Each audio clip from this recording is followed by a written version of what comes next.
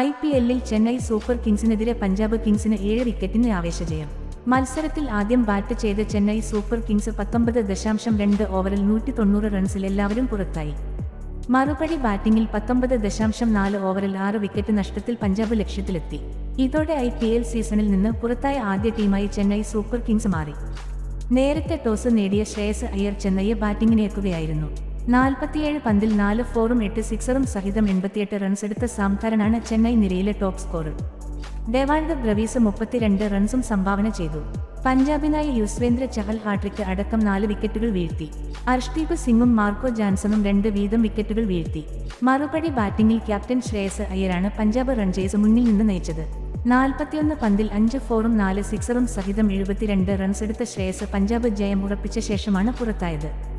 Opener Prabhsimran Singh 54 റൺസെടുത്ത് നിർണായക സംഭാവന നൽകി.